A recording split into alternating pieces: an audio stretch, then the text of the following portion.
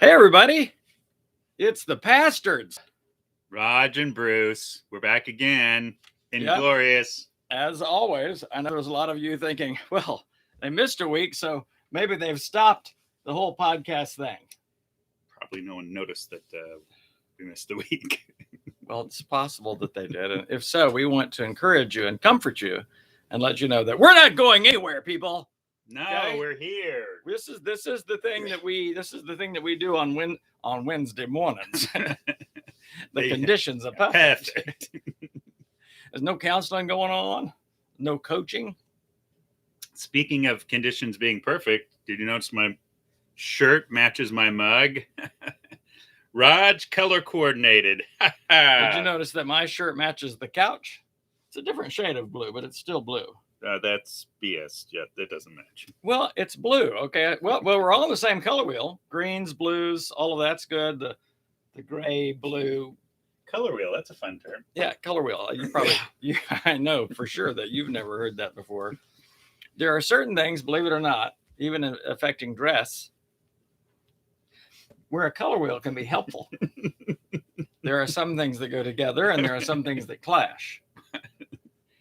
You haven't bought into this whole cultural thing. Now, isn't that also a culturally conditioned, the whole idea about clothing needing to match? I mean, what percentage of the world actually thinks about whether their clothing matches for the day?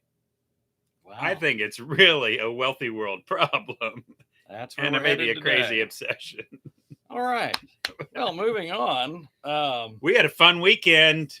Come big on. weekend. Yeah, I'm still in Tell us about the weekend. I'm still in recovery from the weekend. So what?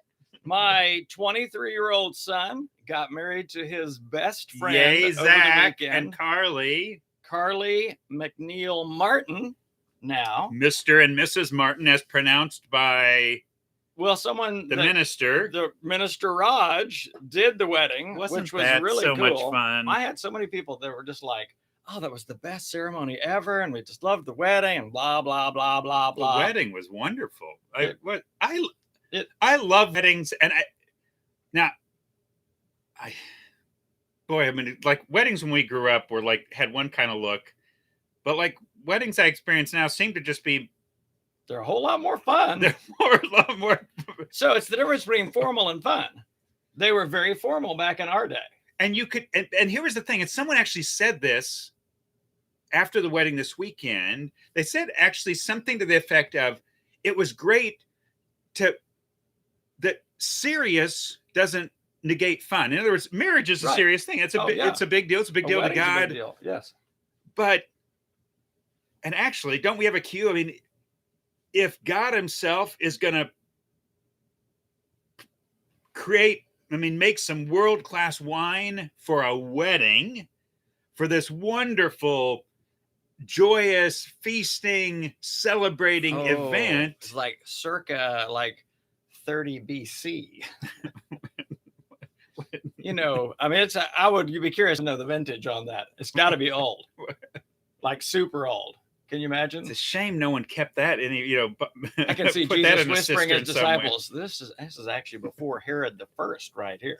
This is some really good stuff. It's amazing. Yeah. So a couple of things about the wedding. Also, they're now in Gatlinburg honeymooning in the tradition set by Bruce and Marlena Martin 38 years ago tomorrow. That's right. 38 years ago tomorrow. 38 years. We got married. Yes, we won't stop. Well, you did.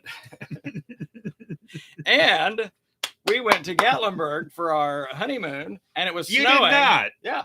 So it was snowing, and we went to this little place called Honeymoon Hideaways, which had these mirrors everywhere. It's glorious and heart-shaped like tubs right there in your living room, and it's just great fun. It sounds like another wealthy world.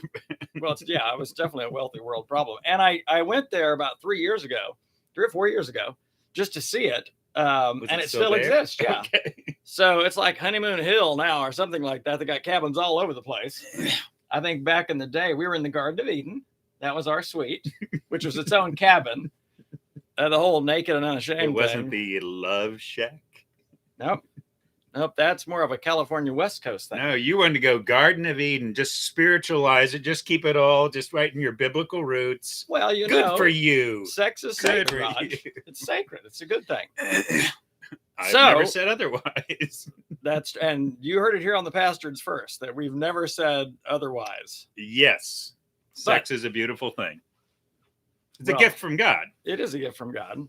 Actually, we don't talk about that. And I think, because even growing up, that was sort of like super taboo, which almost had the idea, again, that it was something bad, or at least on the edge of, you had to keep it, really had to, it had to be so. There were so many guardrails associated with it. It was scary.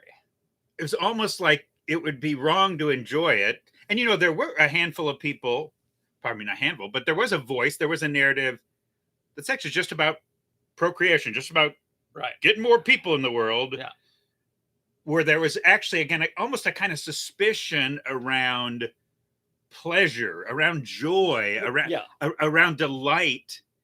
And boy, is that, the more I think back to that, there were shades of that just weren't healthy for all kinds of wonderful, good things. I think we grew up with, in the culture we were in, kind of the independent fundamental Baptist culture, there was a shadow side to sexuality.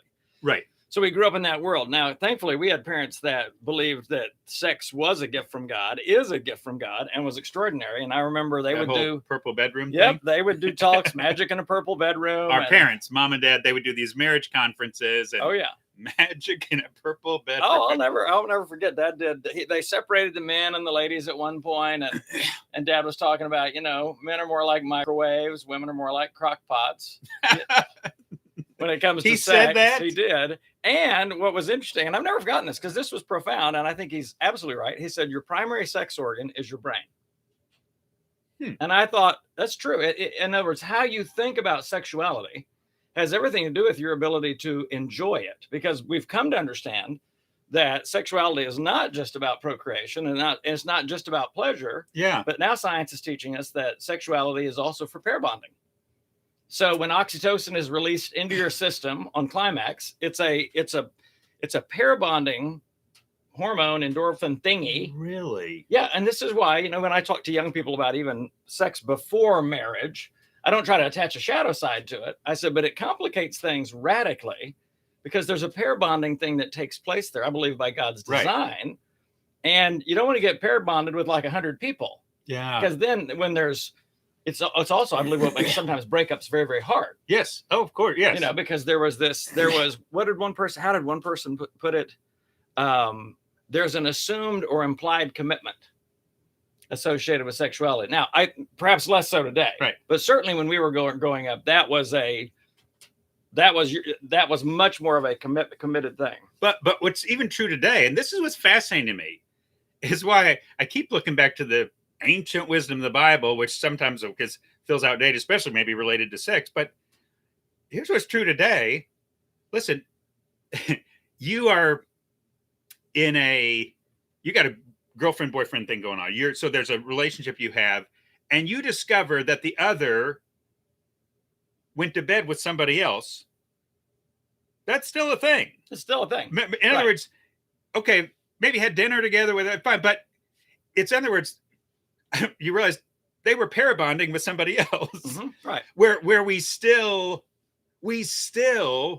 even though we talk about crimes of passion today, right, whether it's married couples and they discover, oh, he's had something on the side, yep, or it's a kind of girlfriend romantic relationship and you decide, oh, he's doing something on the side, that's still seen, even as betrayal. Yeah. In other words, it comes back to what you're saying about implied commitment. I think there's still that element.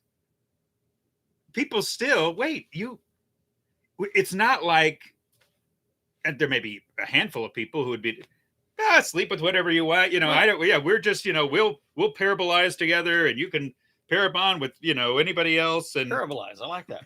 It's parabondalize. I don't think we want to make that a word, actually. It does. It's at the edge of some problems. I appreciate Roger's foray into the word creation. That's really my thing, though, Raj. I do that well. I like parabondalize. No, it's vandalize, bondage. There's just a lot going on there that's not good. Okay. So pair bonding, good. All right. Sex, good. And what's interesting is for all the shadow side that was associated with sexuality in particular in the purity culture. So that's what a lot of people are calling now those days, moral majority, 80s. And some of that was, and I get it, some of that was in response to the sexual revolution of the 60s and 70s. And so, hey, we're trying to attach or reattach morality to sexuality. That's a good thing. But I'm afraid we kind of, the pendulum, as it tends to do, got swung so far over here, it became, for many people, sexuality is largely about procreation. Yeah. It's largely having kids and doing that thing that God said at the beginning, you know, be fruitful and multiply and fill the earth and all of that. And then God, in his infinite wisdom, through a very interesting man, throws Song of Solomon at us. I mean, it's just a great, of all the books of the Bible I look at them, it's like, now of course Ecclesiastes is also just fascinating. It's fascinating because I realized there's a difference between having wisdom and exercising wisdom. Right. You can have wisdom all day and not use it. And he talked about, I had wisdom, but I did all these foolish things. Right. And by his own admission, these foolish things. But it was interesting, even though he had like 1,000 wives, whatever that looks like, you know, there was this one that he was in love with, this Shulamite, and of course you read their love story, and it just reads like it's passion, it's eros, it's romance, it's sexuality, it's naked and unashamed, it's beauty and wonder and strong desire. But didn't the church fathers do what even in our culture tend to happen? They spiritualize that out of the physical. Oh, this is about God's love for some did. Oh, no, absolutely. This was, so in other words, it was the fear of, and I think there's been this thing. We don't want to make sex too good. Right. It's because it's dangerous. It's dangerous. It's like dynamite. But beautiful things, I look at things like water is life-giving, but water can kill you. You live in a tension of, we got to respect water, but it's critical to life. It's beautiful. But I think the same thing with sex. I think what happens so often, and this happened in other areas, it was just, this doesn't feel safe. So we've got to over control it. We've got to, anything that was too close to the edge. I think the same kind of thing came with dancing. Because, you know, again, our culture. Oh, yeah. Dancing was out. Dancing was very, because it was sensual. It was sensual. Right. It was too much about body. And it was, I think there was a kind of a fear. And we couldn't live in the tension. We couldn't live in the tension of a beautiful thing that's it has some dangers. But so we just. And here's the thing. Sensuality is good. Yes. I mean, it's a beautiful, it's interesting. It made me think, I couldn't help it. It made me think of one of our favorite movies, Hitch, where Hitch is telling Kevin James, now you have to understand, dancing is super important because women relate that to sex. All right. So we can't have any making the pizza, Q-tip, throw it away and all of that. But I realized there's a degree to which you're exactly right. If there was sensuality, then it was somehow shadow. And yet sensuality, we're made as sensual beings. Right. We're made for eros. We're made for desire and all of those things. And I was thinking about this morning. I didn't know we were having the sex talk today, but I was thinking about this morning because now the culture has moved back toward the young adults that I'm working with on a regular basis. Sexuality is moving much more toward the 60s again, the sexual revolution. Okay. Where sex is just a thing, and it's almost like mutual objectification on both sides, not just men objectifying women, but women objectifying men. And it's this thing that's casual. And while I believe that sex is sensual, I don't believe that it's casual. Yeah. You know what I mean? It's that, and now we have entire dating apps that are really set to be, they're hookup apps, you know, and it's really for getting together with someone sexually. And I'm like, oh gosh, we're losing something. And so I don't want to attach shadow right, to sexuality, but I also don't want darkness to creep in. Yeah, no, it's take away from the wonder and the joy of human sexuality as God designed it. Right. It's the tension of, it is a gift. And even like when I talk about water, you do have to be careful with water. There are things that you have to, safeguards that you put in place with that. It's living the tension of sexuality, sexual desire, and pleasure. These are good things, but they do need boundaries, and we struggle. We tend to go to we struggle with anything that has boundaries. It's just part of human nature. Right. It's that whole, you can't tell me what to do.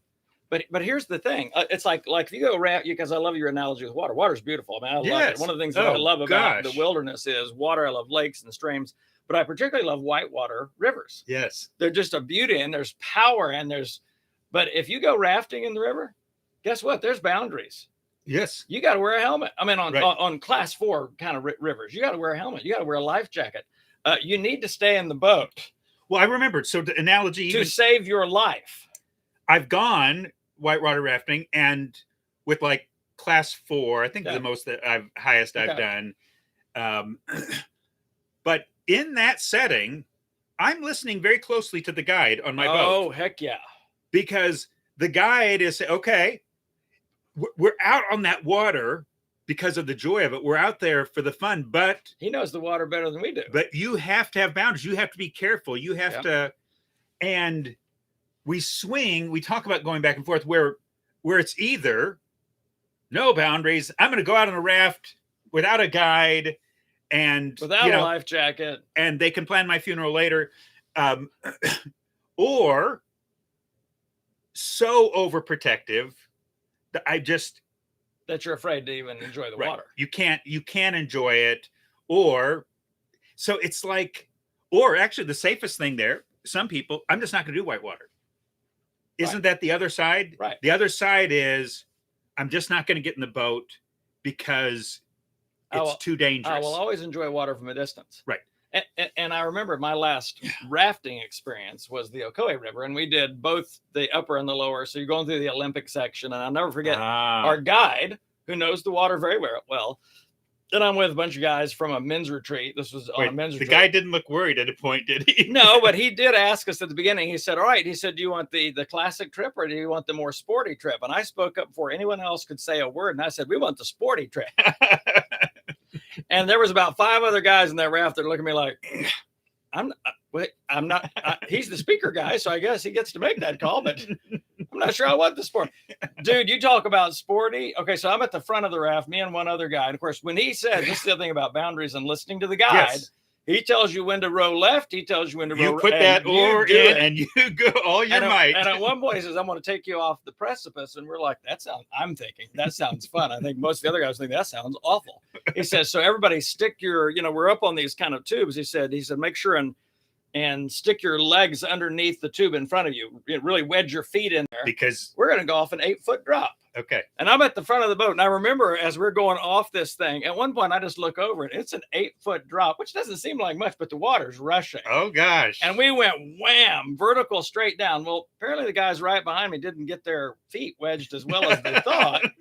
And they tumbled on top of me. Then both of them they're crushing me. And I'm like, but it was so cool. So whitewater rafting with boundaries is a whole lot of fun. I've also done it the reckless way, and people got hurt. Let's just go out there and do it on our own. So several years ago, I took a bunch of the kids camping. I say kids, they're all teenagers at that point. And we're right on the edge of this whitewater river. I think it was like the Little Pigeon River. This is including your own son, right? Yes, my own son. And I'm like, I bet we could just jump off that rock right into the heart of that whitewater and go downstream to that quiet thing. Y'all want to try it? And they're like, yeah, let's try it. So we jump in. I mean, we jump right into the whitewater and immediately you get washed downstream. My legs have never been so beat up in my life. 2 of the kids came out bleeding. And kudos to them for jumping in, because I could tell one of them really didn't want to jump in. Right. But did. But that's that whole thing of even having boundaries. There are boundaries around sexuality. Think about it. It's the loving God who wants to protect us from the heartbreak of sexuality without the boundary. Right. Yeah. And it's where I can speak to people. Listen, I don't know all of why God says certain things, but I've learned he tends to know more than I knew. And sometimes it's actually living in a kind of humility. I may not know as much as I know, because it's so easy in our culture. Oh, I know what's best for me. I can decide. I know what's best for me. But that's really a foolish position when it comes to anything. Now, certainly sexuality, we can easily look at that and say, I'll make my own. I'm a free person. I can do whatever. But the reality is, the God who actually made sex, and I love that. You think about God planning that, something that's not. It's amazing. It speaks to, even again with wine and food, delight, pleasure. These aren't bad things. Pleasure, the wine of gladness. You're just thinking about the things that God has given. And again, I would just say it's same parallel when it comes to alcoholic beverages, right? Sure. Here's a thing that's pleasurable, but it also has a danger attached. You can overdo. And we had a tendency in our culture to just no, that's not that can't possibly be. Jesus couldn't possibly made wine. We have to turn it into. He made some really super great juice. Anything that was addictive. That was dangerous. But here's the thing: all kinds of beautiful, wonderful things are dangerous without boundaries.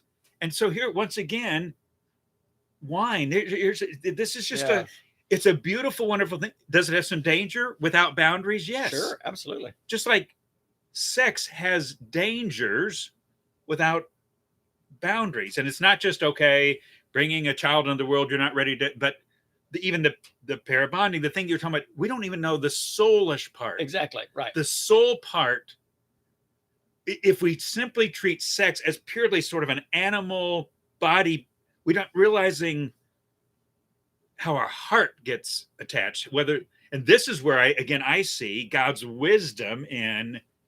It's why people still have a degree of passion around. If this guy I'm with is sleeping with that there's something at a heart level. Yeah. That you realize there's some, and it just speaks to me again. Yeah, God may know more than there's stuff going on. He's trying to protect us. He's given us all these beautiful things, almost all of which are dangerous without boundaries. And that's the final word on sexuality. Our shortest podcast ever. No, it was, as you were talking, I was thinking about my time in Colorado, which was a very short time, but it's a very different culture, even in the Southeast. No, tell me. So we moved to Colorado for about a year or so? Oh gosh, no, about 6 months. 6 months. Yeah. Okay. It felt like a year. It felt like 7 years. We went out there and we were going to plant a church, but we were working in an apartment community. And so part of the ministry model was they set you up in an apartment community and you work as the social activities director in this apartment community. So my job was, every time new people moved into this apartment complex, and it was a beautiful complex in Colorado, Red Hawk Ranch, never forget. Okay. Gorgeous. But we would come around, Marlene and I would come around and we would have, just kind of goodie bags for them. Hey, welcome to the community and stuff like that with things. And, some mornings I would literally be at the entrance exit to Red Hawk Ranch with a big table, and I would have coffee and orange juice. So as people are heading out, they get coffee, orange juice, and donut, and we just bought all this stuff. We had a budget to work from. Sure. We would do movie nights and all that. But I remember one time I was talking to a guy, and of course I'm using it as an opportunity to create conversations. Yes. With people. Yeah. And just get to know people. Get to know people and enjoy them. And I remember in this, talking to this one person, he was like, and we got to talking about girls and girlfriends, and he was like, "Oh, I got tons of girlfriends," and he was very open about his sexuality, and he was like, "I just believe that variety is the spice of life." And just young guys, some of the 20s, and I said, I get that. I said, but there's also something very special about having sex with the same woman for 20 plus years, now for 38 years, and I could tell it pinged something. Yeah, he was like. I hadn't thought about that. And I wonder what that's like. I have no idea what that's about. But think about it. There's no sense of comparison then. Yeah. There's a lot of trust in there. Things that I think sexuality needs to be really enjoyed. Things you learn together about things each that other. You learn together about each other. Absolutely. And things that shape you. In other words, where catering to another, where if I'm just looking at sex as just a way for me, I mean, like one-time hookups, like, that's just because it's really just about me. It's not about that person. Right. But when you think about a committed relationship, now I'm learning that actually the beauty of sex, it gets better when it's not just focused on me. Yes. And there's a lot to that there, but the idea of knowing how to pleasure your spouse and how to please them and how to care for them and how to care for their body is a beautiful thing. Right. And when you're going from person to person to person to person, you're exactly right. It becomes much more about you. Yeah. What pleases me? What do I like? What blah, blah, blah, versus really caring for another person. And, the older I get, and Marlene and I celebrate 38 years tomorrow. 30. I mean, that is a lifetime, dude. But, I think about. Yeah, we 38 was in July. July. Yeah, for us. I just think it's so important that every person, and I talk to young people about this, and even why I'm so strong on marriage and staying married, even when it's hard. Right. Every person, because God is love and God extends his love to us. And Jesus said, I want you to love others the way that I've loved you. I mean, that's ultimately the New Testament command. That's the command. Love others as I've loved you. I believe that every person deserves to be loved by at least one other human being. Well, all of their life. Mm-hmm. All of their life. Mm. And that's the thing about why I think committed love is so important. A lot of times when we hear, even when I've talked at marriage retreats, because Marlene and I we're doing a retreat next February. But our last session is always a session on commitment. It's always this, because commitment really does get us through those hard times. But it also allows us to enjoy sexuality more. Yeah. Because we're not worried about, is this person leaving? And there's such a sense of trust, a security in that relationship. And you did a talk on this a while back, agape love being gift love. Mm-hmm. A love that does not demand reciprocation. Yeah. I will love you even if. Right, and so I think there were certain years, and I think Marlena would agree, there were certain years we got through the hard times in our marriage because we were committed. Yep. And because we chose to. Yep.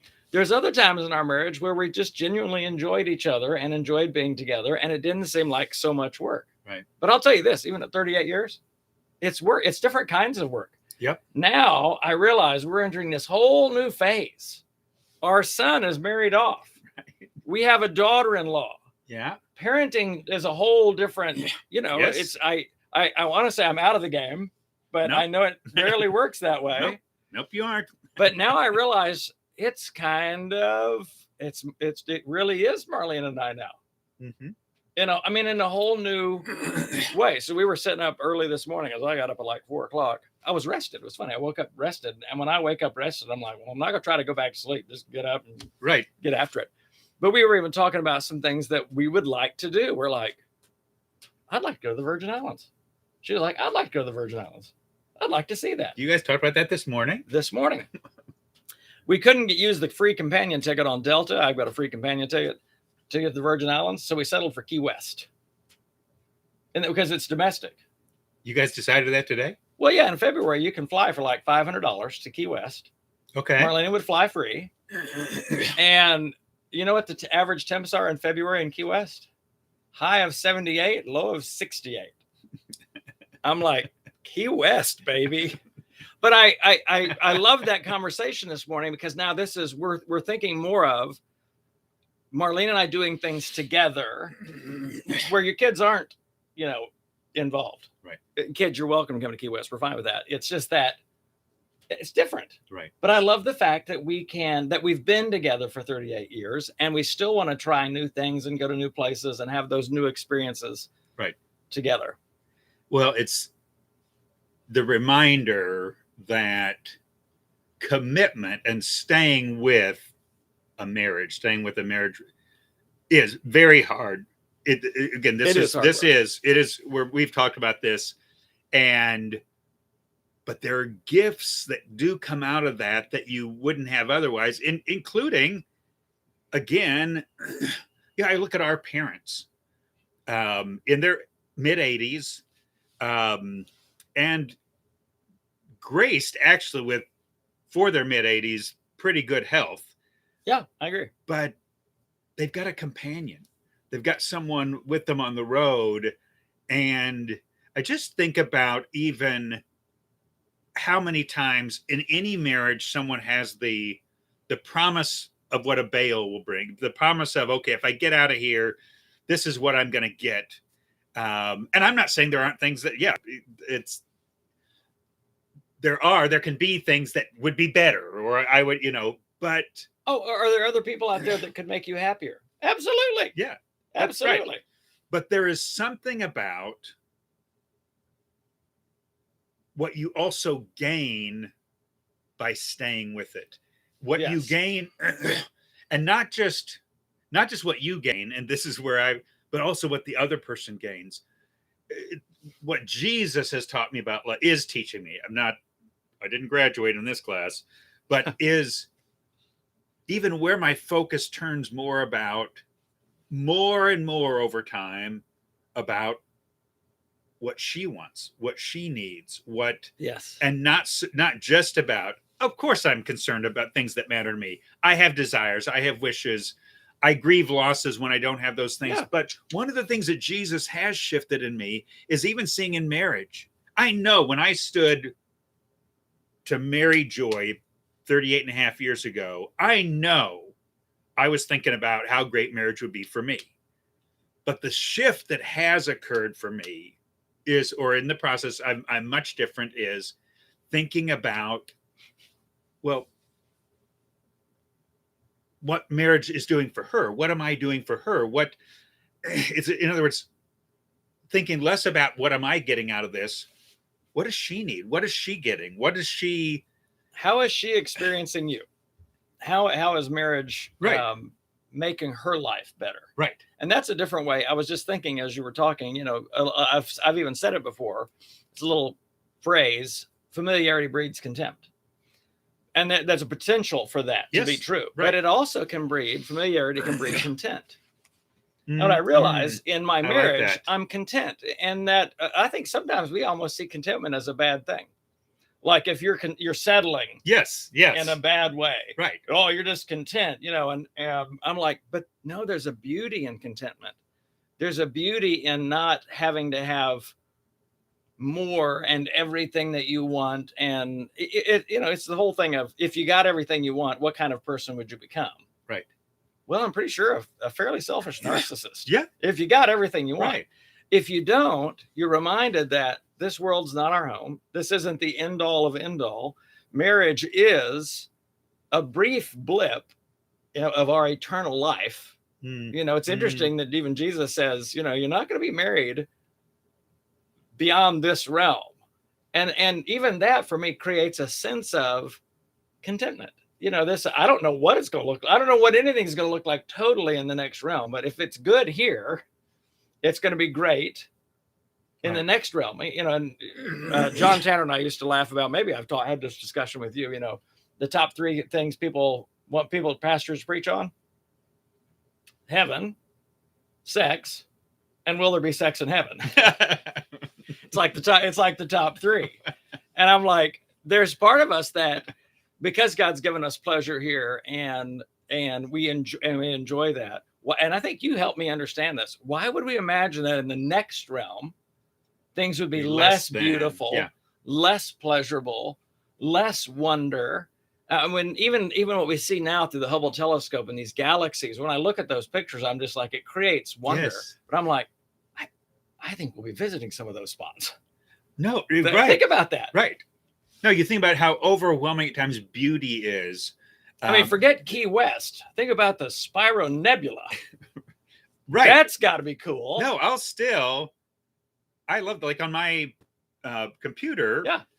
Every few days the screen picture changes. Microsoft does this, whatever. So but almost always it's some natural beauty, and it's some. Oh yeah. And I'm just struck time and time again on this tiny little planet of ours in this massive universe, these just snapshots of beauty, just driving around Alabama sometimes. It's just comical points to just say, oh my goodness, that's so beautiful. And I'm on this tiny, tiny little fractional part of the universe, and there's beauty all around, and there's wonder, and there's glory. And then there's more to come. And there's more to come. And that's why when I think about the increase of wickedness and darkness in our world, and the heartbreak in our world, and all of the things that we see that can grieve us, I don't think God wants us to be overcome by those things. We mourn them. I hate loss, and even I was looking at the statistics on COVID-19, and exceeded 800,000 deaths. Yeah, that's a big deal. But don't let that diminish that we still the fact that we live in this world of beauty and wonder and joy. Those are my 3 words for the wedding last weekend, as I just thought about, beauty, wonder, and joy. And some of it was, yes, the young love and 2 of my favorite people getting married, but also the joy of friends coming together. We had friends coming in from all over the country just people to I'd be with seen us, sometimes in years, or and catching up. And we did. It was very exhausting, but we did an after party on Saturday. So the wedding was on Friday. We did a Thursday night rehearsal. That was a blast. We did the wedding, which was just, people were saying it was just the greatest wedding ever. But then we did an after party between like 10 and 2 on Saturday, just to have people come in, and we wanted to just be with them. Because part of when you're at the wedding, there's only so many people you can talk to. It's just hard. Oh, I was running into that. I was literally having these little 5-minute lightning catch up. Yes. And then I would see somebody, oh my gosh, I didn't know that person was here. Hey. And so literally, by 12 o'clock, our house was just full of people. And I was getting kind of sleepy. So I laid down in my recliner and I pulled my hat down. I was just sleepy, and, everyone was, and my heart was so full. I was laying there hearing all of these. I never slept, but I rested my eyes, and I just heard all of these conversations going on. And I was like, beauty and wonder and joy. And it's all in the context of relationships, and weddings do that. Maybe that is why. So we did a 3-day wedding, but maybe that's why in the old days, first century Jewish days, you'd have an 8-day wedding. Yeah. It was an 8-day feast. It was this long event of beauty and wonder and joy, and the reminder that there's still a wedding to come. And that's one of the things I love most about the wedding. I can't help but think at one point, out there's a new heaven and new earth, and there's going to be a beautiful bride, the church, finally united with Christ in that face-to-face way. And how we both love that song, Soon and Very Soon. Mm-hmm.